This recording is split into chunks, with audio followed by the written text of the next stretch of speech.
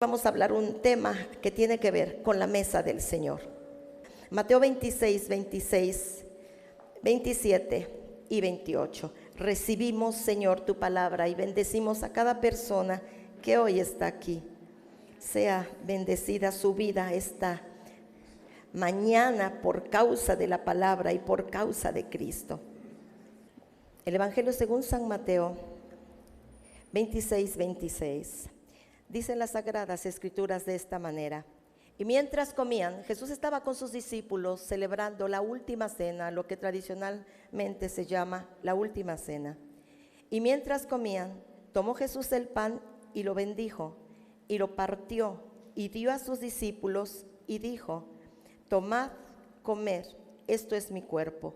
Y tomando la copa, y habiendo dado gracias, les dio diciendo: bebed de ella todos, porque esto es mi sangre del nuevo pacto, que por muchos es derramada para remisión de los pecados. Y vuelvo al verso 26. Y mientras comían, tomó Jesús el pan y lo bendijo y lo partió y dio a sus discípulos y dijo: tomad, comed, esto es mi cuerpo. Y tomando la copa y habiendo dado gracias, les dio diciendo: bebed de ella todos, porque esto es mi sangre del nuevo pacto, que por muchos es derramada para remitir los pecados, para el perdón de los pecados. Y entonces encontramos en esta porción de las Escrituras algunos elementos que son muy importantes y que hoy nos servirán como fundamento. Dice la palabra de Dios que Jesús estaba con sus discípulos una noche muy importante.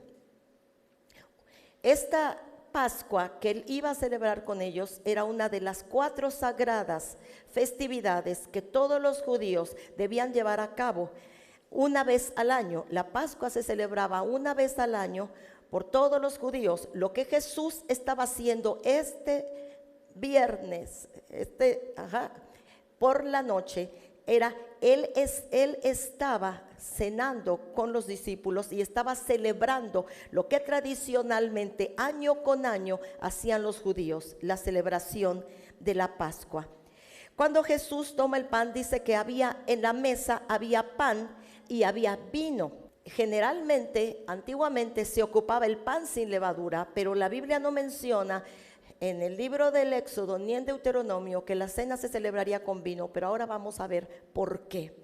Y aquí dice que entonces, cuando Jesús les dio a sus discípulos para cenar, dice que partió el pan, era un pan sin levadura, lo partió y les dio a los discípulos y les dijo: esto es mi cuerpo. Y vamos a ver por qué Jesús dijo esas palabras que tenían que ver con el Antiguo Testamento y los pactos del Antiguo Testamento. Y tomando la copa, que era vino, dice, y habiendo dado gracias, les dijo: tomen de ella, esto es mi sangre. No dijo: esto simboliza mi sangre, es un símbolo, este pan es un símbolo de mi carne y este vino es un símbolo de mi sangre. Jesús dijo: esto es mi carne y esto es mi sangre, beban mi sangre. Y es la sangre de un nuevo pacto. Y nosotros necesitamos, cada vez que leemos las Escrituras, mirar los detalles, porque la Biblia dice que Dios dejó los secretos muy guardados y los tesoros escondidos que serían para la iglesia. Así que esta es la sangre de un nuevo pacto. Y esta sangre de un nuevo pacto, si la Biblia dice que habría un nuevo pacto, entonces había un pacto antiguo que ya se había concertado y que ahora, por medio de la sangre expiatoria de Cristo, este pacto se renovaba. Y vamos a ver cuáles eran las palabras del pacto y qué tiene como referencia. Y en realidad tenemos ante nosotros la sangre de Cristo y el cuerpo de Cristo, porque Jesús no dijo: esto simboliza mi sangre. No, esto es mi sangre y esto es mi cuerpo. ¿Cuándo comenzó todo? ¿Por qué Jesús estaba hablando? Yo me acuerdo que cuando yo era niña, pues desde que yo era chiquita, yo iba a la iglesia y se participaba de la Eucaristía, de la comunión. Yo me familiaricé mucho con eso. Es uno de los sacramentos y estaba demasiado familiarizada con ello. Así que yo nunca me pregunté, ¿de dónde viene esto? ¿Por qué? ¿Para qué? ¿Qué representa? ¿Por qué tenemos que hacer esto cuando venimos a la iglesia? Y después, dentro de los sacramentos, está la primera comunión, y es un momento muy especial para las personas donde los niños se visten de blanco, llevan flores y por primera vez participan del pan sin levadura y del vino. Pero ¿de dónde viene y qué representa? ¿Por qué? Así que Jesús estaba celebrando una fiesta que un día, una noche, comenzó y era tan significativo para Dios, porque yo noto algunos detalles son muy significativos para algunas personas. Para mi hijo, los detalles son muy significativos. Luego yo hago figuras de porcelana fría y le llevé un payasito para su escritorio, y él lo puso allí y lo tiene así mandó a poner una ménsula muy bonita y lo tiene allí. Para él representa muchísimo. Hace años yo hice unos títeres que puse en unos de mica, en unas cajitas de mica muy bonitos, y mi hijo me los pidió. Esos yo ya no los vendí, formaban parte de nuestro material, y me los pidió y los guardó en su closet. Los tiene en un lugar muy especial, y para él son como algo que se le va a quedar cuando yo no esté, algo que me representa a mí en su casa cuando yo no esté. Para Dios hay cosas que tienen mucho significado, fechas que tienen mucho significado, ceremonias que para Dios representan mucho.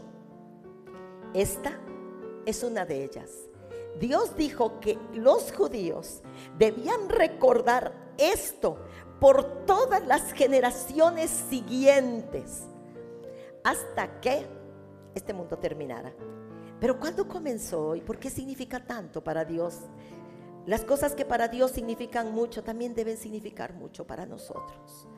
Así que nos vamos al libro de Éxodo 1, 13 y 14. Los egipcios esclavizaron cruelmente a los israelitas. Les amargaron la vida sometiéndolos a rudo trabajo de preparar lodo y hacer adobes y de atender a todos los trabajos del campo.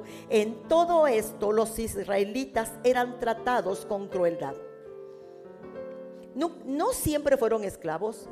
Los judíos llegaron a tierra de Egipto cuando José era el segundo de Faraón, y él mandó a traer a su papá con sus 11 hermanos. El Faraón, como José, el judío José, representaba muchísimo para Faraón en esos momentos, en los momentos de hambre y abundancia de Egipto.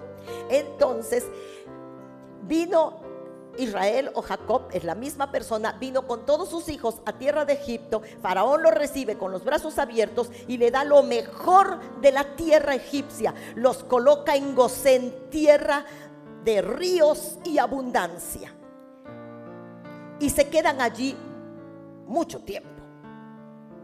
Yo investigaba cuántos años los judíos estuvieron en Egipto. 430 años, pero no hubo 430 años de esclavitud, porque ellos vivieron en la abundancia y en la independencia aproximadamente 200 años.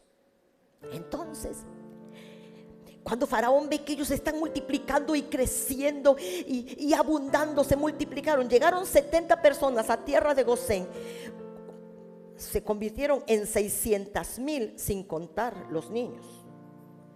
Entonces a Faraón le empieza a dar miedo y empieza gradualmente a oprimir esa población de Gosén, a los judíos, hasta el momento en que los esclavizó absolutamente. Y lo que dice aquí, Éxodo 1:13: los egipcios esclavizaron cruelmente a los israelitas, les amargaron la vida, sometiéndolos a rudo trabajo de preparar lodo y hacer adobes y de atender a todos los trabajos del campo. En todo esto los israelitas eran tratados con crueldad.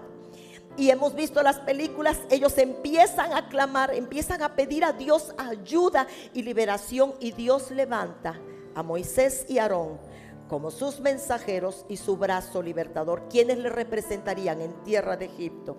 Después de las plagas y las cosas que ocurren, porque este no es el tema, las plagas y las cosas que ocurren, finalmente Dios logra que Faraón, pese a su resistencia, dejara ir libres a estos esclavos.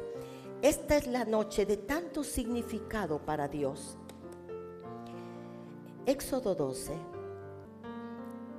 Dios le dice esto a Moisés aquella noche en que, después de haber estado 430 años en tierra de Egipto, finalmente los judíos saldrían. Quisiera pensar en qué tanto significado tiene para nuestras vidas. Pensar cuando estábamos desolados, atrapados, desorientados, desesperanzados, enfermos. ¿Y cuándo fue el día de tu libertad? ¿Qué tanto significado tiene cuando la historia de tu vida cambió y cambió para siempre? Cuando finalmente salimos de las adicciones, del alcoholismo, del pecado, de la dependencia emocional. ¿Qué tanto significado tiene? Para Dios significó muchísimo. Mira lo que Dios le dice a Moisés que los judíos tenían que hacer aquella noche de su libertad. Vivir 430 años en una nación extraña y muchos, yo creo que 2 siglos y medio de esclavitud, debían representar suficiente el día de su libertad. Dios había dicho que ellos no solamente iban a ser libres y ya, Dios los llevaba. Él les prometió: ustedes van a llegar a cosechar una tierra que no sembraron, y ustedes van a habitar casas que no construyeron. La libertad de Dios es muy grande. Dios hace más abundantemente de lo que pedimos o entendemos. Vayamos, Éxodo 12 y verso 2, por favor. Dios dijo estas palabras del Señor: este mes será para ustedes el principal, el primer mes del año. Estamos hablando del mes de abril, el mes Abib, aquí conmigo. Los judíos salieron de Egipto un 14 de abril. En nosotros, en el año gregoriano, el calendario gregoriano, nosotros el año, ¿cuándo comienza? ¿En qué mes? Para los judíos en abril. Era tan significativo este día que Dios dijo: en este mes comenzará el año de ustedes. Los judíos, en su calendario, su año no comienza en enero, su año comienza en abril. Porque Dios dijo que el año de ellos comenzaría el día que ellos finalmente salieron de la esclavitud. La vida significativa comenzaría. Entonces, este mes será para ustedes el principal, el primer mes del año. Ese sería el principal año de ese día en adelante en la vida de los judíos. Verso 3: díganle a toda la comunidad israelita lo siguiente: el 10 de este mes cada uno de ustedes tomará un cordero o un cabrito por familia, uno por cada casa. Un cordero por familia. Cada uno de ustedes diga: un cordero por familia. Amén. Verso 6, por favor. Van a tomar un corderito, lo guardarán, lo tomarían el día 10 y lo guardarían hasta el 14 de este mes. Y ese día todos y cada uno en Israel lo matarían al atardecer. Tomarían luego la sangre del animal y la untarían por todo el marco de la puerta de la casa donde se comiera el animal. Verso 12. Y Dios dijo: una vez que ellos mataran el corderito, pusieran la sangre del corderito en un lebrillo, en un trastecito, iban a poner la sangre alrededor, aquella última noche que ellos estarían en Egipto, alrededor de la puerta. Verso 12: esa noche, dijo el Señor Dios poderoso, yo pasaré por todo Egipto y heriré de muerte al primogénito, al hijo mayor de cada familia egipcia y a las primeras crías de sus animales, y dictaré sentencia contra los dioses de Egipto. Yo, el Señor, lo he dicho. Verso 13: la sangre les servirá a ustedes La sangre servirá para que ustedes señalen las casas donde se encuentren, y así cuando yo hiera de muerte a los egipcios, ninguno de ustedes morirá, pues veré la sangre y pasaré de largo. Amén. Vamos al verso 24. Esta orden la respetarán ustedes y sus descendientes como una ley eterna. Cuando ustedes hayan entrado ya en la tierra, amén, que el Señor les va a dar, tal como lo ha prometido, deberán seguir celebrando esta ceremonia. Verso 24, Cris. Esta orden la respetarán ustedes y sus descendientes como un mandamiento perpetuo. Entonces estamos hablando de aquella noche, de la noche de su liberación. Yo era una persona que tenía celos enfermizos. Cuando una persona tiene celos enfermizos, vive un tormento ella y los que con ella viven, mi esposo. Horrendo. Son pensamientos, ¿cómo se llaman? Obsesivos, sentimientos encontrados. Horrible. Yo era muy joven para vivir eso, pero así vivía. Muchos años no, pero algunos. Cuando vine a los pies de Cristo, yo vine porque mi hijo estaba enfermo, muy enfermo, porque ya tenía, yo creo que desde que nació y tenía 3 años, como 3 años en el hospital. Él no pasaba unos días en el hospital, él pasaba semanas enteras. Me lo daban de alta 2 días y regresaba tercero. Se quedaba mucho tiempo. Le ponían sueros, era muy pequeño, le ponían sueros y yo estaba allí. Tenía a Yareli y la dejaba con una amiga y cuidaba a mi hijo del hospital. Y él lo tenían amarradito porque tenía suero y era bebé, amarradito con unas vendas de sus manitas y de sus piecitos. Y entonces él lloraba porque se quería voltear, tenía su espaldita caliente, pero como tenía el suero, no, las enfermeras le pusieron sus vendas y él no se podía mover. Una noche él estaba llorando mucho y yo le solté un poquito las vendas para que pudiera mover sus manitas. Me recargué sobre la camita donde él estaba y me quedé dormida. Cuando me desperté había muchas enfermeras, mi niño se había arrancado el suero y estaba un charco de sangre.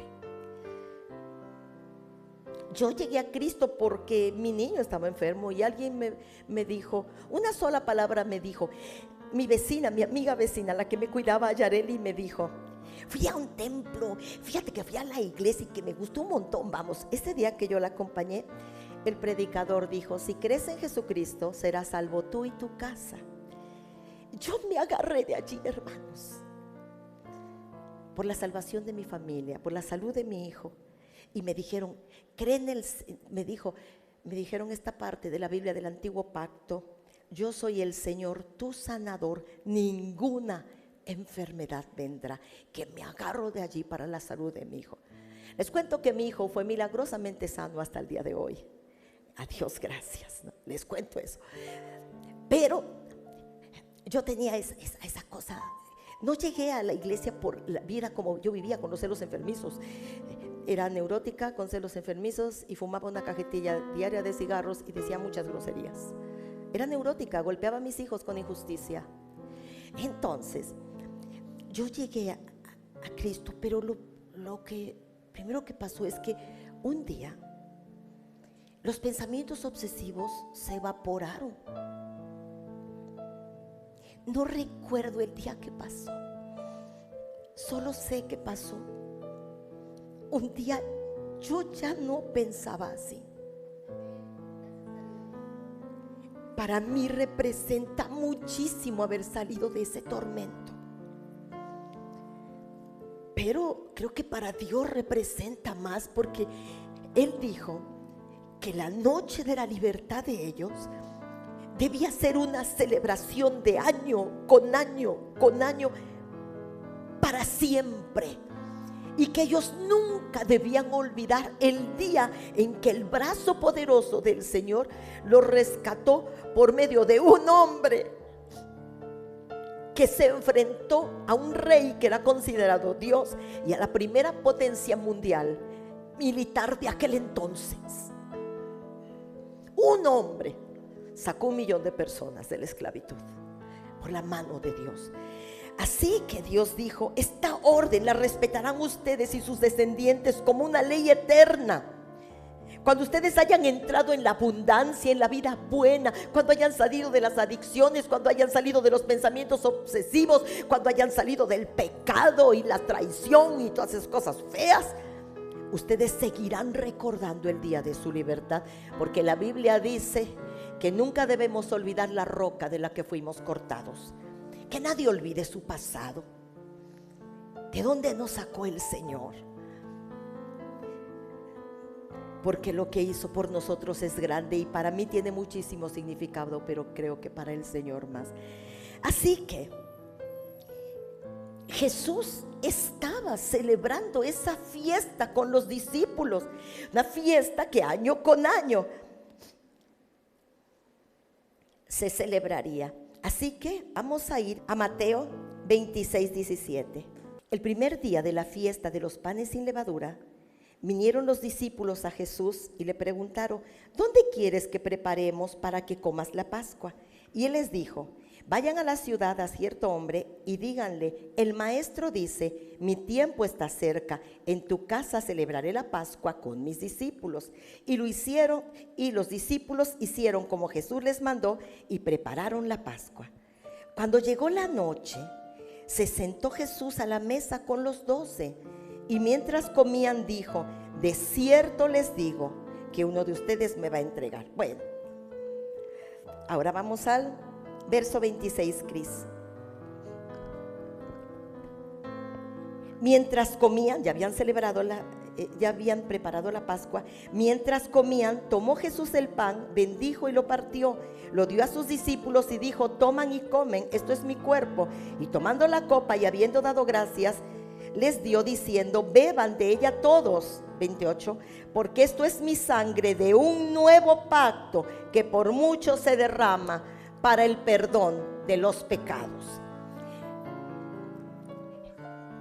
Año tras año, por siglos, los judíos mataban entre tarde y tarde. La Biblia dice que sacrificaban toda la familia, todos los que pertenecían a esa familia, estaban en casa, se sacrificaba un cordero. Entonces iban y sacrificaban el cordero esa noche de la Pascua y comían pan sin levadura, celebrando la Pascua.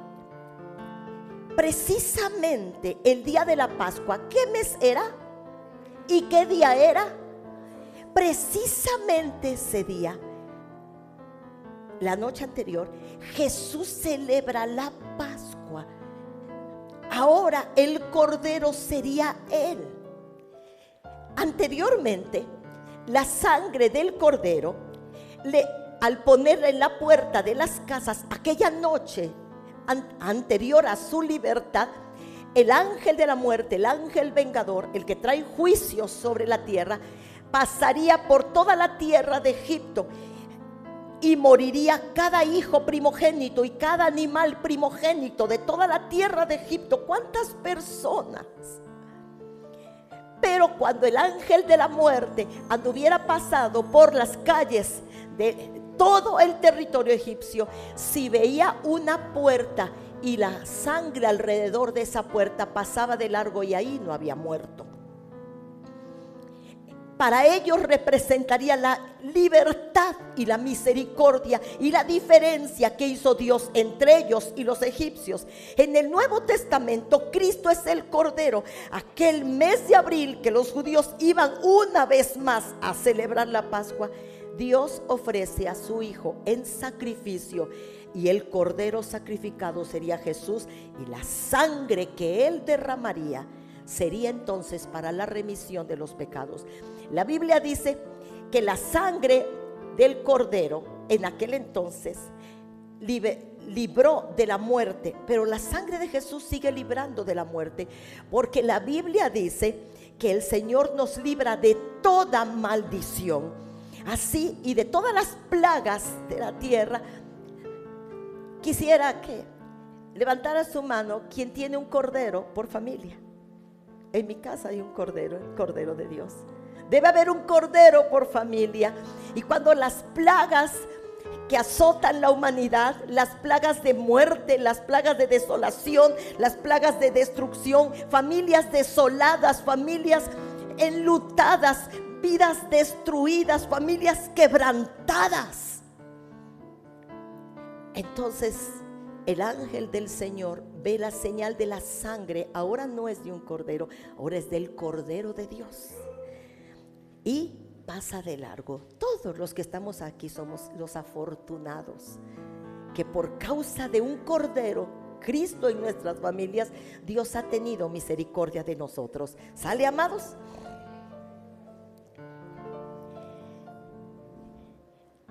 Este sacrificio de Cristo también nos rescata de la esclavitud. Claro que sí. Ellos iban a celebrar. Esa noche ellos salían para siempre. Dios les prometió: los egipcios que hasta el día de hoy ustedes ven, nunca más los volverán a ver, ¿no? Así que el pecado que por causa de Cristo te es perdonado, nunca más podrá volver a enseñorearse de ti si tú te mantienes pegadito del Señor. Tiene 35 años que creo en Cristo, y los celos, son pensamientos obsesivos y horribles. Duermo como un angelito. No dormía, hermanos, qué horror. Y me levantaba de malas, qué horror. Fumaba como una loca, qué horror. Jesús dijo: esto es mi carne. Las llagas de Jesús, el cuerpo lastimado, es para la salud de toda enfermedad, y su sangre para el perdón de los pecados. Es lo que Cristo ha hecho por nosotros. El Evangelio según San Juan dice: el que come mi carne y bebe mi sangre no morirá, y yo le daré vida eterna. Entonces el Señor dijo: coman. Había leyes en el Antiguo Testamento que siguen vigentes en el Nuevo, con nuevos nombres, para la participación de aquella sagrada ceremonia. Cuando ellos salieron, la Biblia dice que con los egipcios, con los judíos se fueron muchos egipcios, quién sabe por qué, pero los acompañaron en su peregrinar y en su estancia en el desierto. Así que cuando ellos llegaran a la tierra de promesa, ya iba un pueblo libre. Digan libre, por favor. Ya habían sido libres. El Señor los sacó de Egipto. A ellos les tocaba sacar a Egipto de ellos, pero no lo hicieron. Así que ellos ya eran libres y llegan al desierto. Y no se comportaban como libres, ya estaban libres. El desierto solo era el espacio entre Egipto y la tierra de promesa. Tenían que cruzar por aquí para llegar a la tierra de promesa. En la tierra de promesa había muchas ciudades establecidas. Ellos habitarían en casas que no habían construido y comerían la cosecha de tierras que no habían sembrado, ni cultivado, ni cuidado. Era la promesa de Dios. Así que de ser unos esclavos, ni siquiera eran dueños de sus zapatos ni de su vestido de esclavo, no eran dueños de su casa ni de su propia vida. Ahora no solo eran libres, ahora eran dueños de propiedades, algunos muy grandes y fructíferas. Pero ellos no sacaron a Egipto de ellos. Así que permanecieron en el desierto sin alcanzar un gran número de personas aquella promesa. Cuando tú vienes a la iglesia, ponme atención aquí tu corazón. El Señor te trae para tu libertad. Te saca de una mala vida, de un mal comportamiento, te da sus palabras, su amor, te lava con su sangre y te enseña su palabra y te coloca en una vida nueva. La Biblia dice que Él nos saca, nos rescata de tinieblas a luz admirable, es lo que dice su palabra. Así que ahora estamos acá, pero yo debo hacer mi propio trabajo y necesito renunciar a mis costumbres y pensamientos, o no podré llegar a la vida de abundancia. La Biblia dice que los judíos se quedaron 40 años, ellos salieron ya grandes, ¿no? Se quedaron 40 años a darle vueltas y vueltas a su desierto. En su desierto tenían milagros, tenían el pan del cielo, tenían el agua de la roca, pero era el desierto. Y el desierto no era el destino. ¿El destino cuál era? La tierra prometida, la libertad, propiedades, comida, progreso, ¿ok? Dueños de su vida, dueños de su terreno, dueños de su... Salen. Se quedaron en su desierto, allí se quedaron. Y miraron de lejos, ay, qué bonita está la tierra. Sí, está bien bonita, pero se quedaron acá. No te quedes en el desierto si estás en la iglesia. No vivamos, o sea, imagínense, hermanos, que yo viniera a la iglesia, aquí conmigo, que yo vengo al templo y vengo todos los domingos y canto, ¿no? Y llego a mi casa a los pensamientos obsesivos, a los celos espantosos, a fumar a escondidas un cigarrín, ¿no? O muchos, ¿no? Y ya luego, ¡tarán!, ¿no? Y ya vengo el martes, ¿no? Por 30 años. Para Dios significó muchísimo la libertad de su pueblo. Para Dios significó muchísimo el día que me hizo libre. Pero para mí también tiene que significar. Él hizo milagros. Se murieron un montón de egipcios, el ejército de Faraón. Esos hombres que habían sido entrenados para la guerra, que se mueren. Y que se mueren los hijos primogénitos. Pasaron un montón de cosas para que los judíos fueran libres. Y no lo fueron. Cuando estuvieron en el desierto, celebraban la Pascua y la volvían a celebrar, pero no eran libres. Yo me acuerdo que cuando nosotros, mi papá nos llevaba a la iglesia, mi mamá, 5 hermanos, 3 sentaditos, bien calladitos, papá y mamá, ¿no? Y pasábamos y nos daban la hostia y nos daban así de la copita, ¿no? Y regresamos a la casa, a los pleitos, a los gritos. Yo vengo de una familia disfuncional totalmente. Entonces era como ellos, que celebraban la Pascua año con año, pero no cambiaban. Celebraban una libertad que no poseían. ¿Ustedes celebraron una libertad que no poseían? Mi mamá lo hizo por años. No conocía esta historia. Nunca me explicaron su significado. Solo cumplía una tradición. Y en la iglesia de Cristo no se trata de cumplir tradiciones. Se trata de recibir verdades y vivir la abundante vida que Dios ha comprado para nosotros, porque para Dios tiene muchísimo significado. Así que Dios dijo, vayamos a Números 9:6. Pero hubo algunos, aquella noche de la Pascua, pero hubo algunos que estaban inmundos a causa de muerto y no pudieron celebrar la Pascua aquel día. Y vinieron delante de Moisés y delante de Aarón aquel día y le dijeron a aquellos hombres, no fue la noche de la salida, era el día que se celebraba la Pascua, porque ellos ya estaban en el desierto. Y vinieron delante de Moisés y delante de Aarón aquel día y le dijeron a aquellos hombres, nosotros estamos inmundos por causa de muerto. ¿Por qué seremos impedidos de ofrecer ofrenda a Jehová a su tiempo entre los hijos de Israel? Porque los inmundos no podían participar de la Pascua. Y Moisés le respondió, esperen y oiré lo que ordena el Señor acerca de ustedes. 9. Y Jehová habló a Moisés, después de que Moisés lo consultó, diciendo, habla a los hijos de Israel, cualquiera de vosotros o de vuestros descendientes que estuviera inmundo que tuviera algún pecado o estuviera de viaje, celebrará la Pascua a Jehová en el mes segundo, ya no sería en abril, en el mes segundo, a los 14 días del mes, entre las 2 tardes, la celebrarán, con panes sin levadura y hierbas amargas la comerán. Dios dijo: por años de los años, cuando los judíos celebren la Pascua, ninguno de ellos, consciente de que ha cometido pecados, consciente de que está viviendo en este tiempo una vida desordenada y que está de alguna manera en una esclavitud de desorden, ese no podrá celebrar la Pascua. Pero entonces los judíos dijeron: pero ¿cómo no vamos a celebrar la Pascua? Necesitamos celebrarla. Entonces Moisés dijo: voy a consultar al Señor. Siempre consulta al Señor para todo, Él es más sabio que nosotros.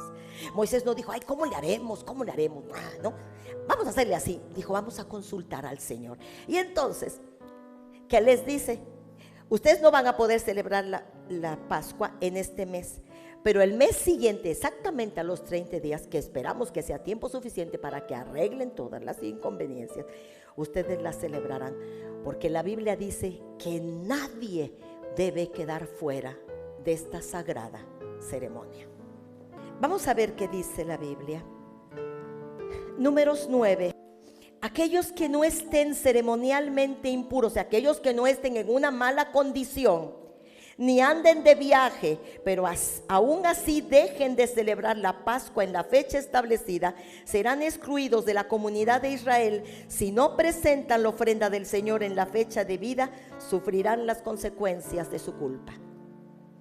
Si alguien ha estado en una mala conducta, no la va a celebrar ahorita, pero sí la va a celebrar después. No va a dejar de celebrarla, porque Jesús dijo: el que come mi carne y bebe mi sangre, ese tiene vida eterna. Y cuando participamos de la sangre es para el perdón de los pecados, y cuando participamos del pan sin levadura es para la salud de nuestro cuerpo, y lo necesitamos urgentemente. ¿Están conmigo?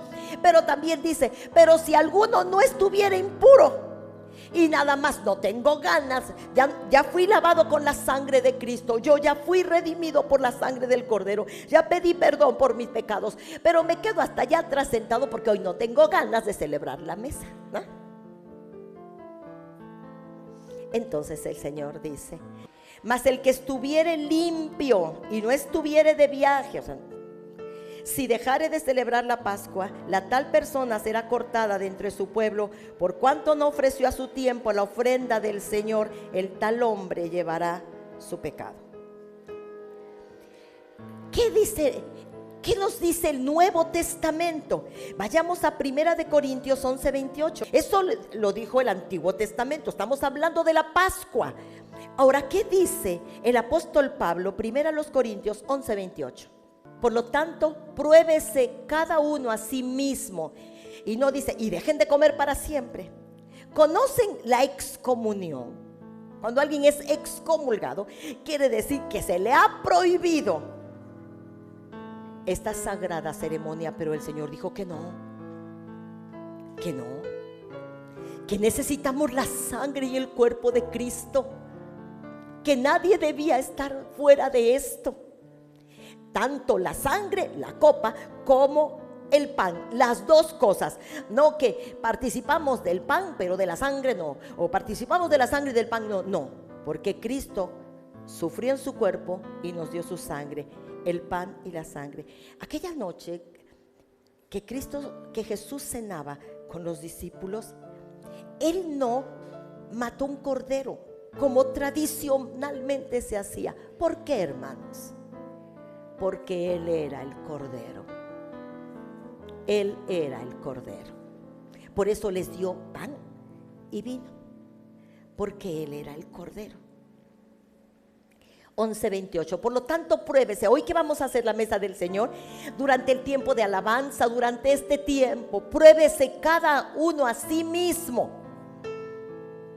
Y entonces, coma así del pan y beba de la copa. Ahora, la Biblia dice que no debemos comer indignamente, pero para esto está la sangre de Cristo que nos dignifica. ¿Quiénes pueden participar de la mesa del Señor? Todos los seres humanos. ¿Qué dice la Biblia? En Éxodo 12:43, por favor.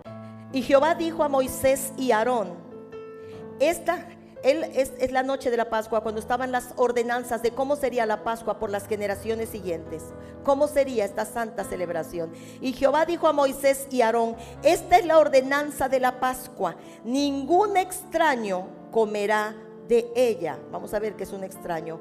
Mas si algún extranjero morare contigo y quisiera celebrar la Pascua para Jehová, séale circuncidado todo varón, y entonces la celebrará y será como uno de vuestra nación. Pero ningún incircunciso comerá de ella. El que sigue, la misma ley será para el natural, para los hijos y los nietos que habiten entre ustedes. Ningún extraño, ningún incircunciso. Cuando se establece el pueblo judío por medio de los descendientes de Abraham, el padre de la fe, una señal de que esto sería el linaje de Abraham por las generaciones siguientes era que todo niño varón a los 8 años tenía que circuncidarse. Esa era la forma como ante los ojos de Dios ellos eran reconocidos como el pueblo de Israel. Así que cuando se trata de la Pascua, los judíos que salieron iban a celebrar la libertad, pero los egipcios que se fueron con ellos, y por las generaciones siguientes, cuando ellos tuvieran siervos, cuando ellos tuvieran empleados, si alguno de ellos quería celebrar esto, primero tenía que formar parte de ese pueblo. ¿Y cómo se formaba parte de ese pueblo? Por medio de la circuncisión. Antiguo Testamento. ¿Qué dice el Nuevo Testamento al respecto? ¿Qué dicen las Santas Escrituras al respecto? Romanos 2:29. Pues no se es un verdadero cristiano solo por haber nacido de padres cristianos, ni por haber pasado por la circuncisión. No. Verso 29. Un verdadero cristiano es un verdadero judío en aquel entonces, es aquel que tiene el corazón recto a los ojos de Dios. La verdadera circuncisión no consiste meramente en obedecer la letra de la ley, sino que es un cambio en el corazón producido por el Espíritu Santo. Y una persona con un corazón circuncidado, transformado, busca la aprobación de Dios, no la de la gente. Esto está hermoso. Dice la palabra del Señor en el verso 29, hijo. Un verdadero judío es aquel que tiene el corazón recto a los ojos de Dios. La verdadera circuncisión no consiste meramente en obedecer la letra de la ley, sino que es un cambio en el corazón producido por el Espíritu Santo. Y una persona con un corazón circuncidado busca la aprobación de Dios, no la de la gente. Vayamos ahora a esto. La Pascua que vamos a celebrar es en memoria de la libertad.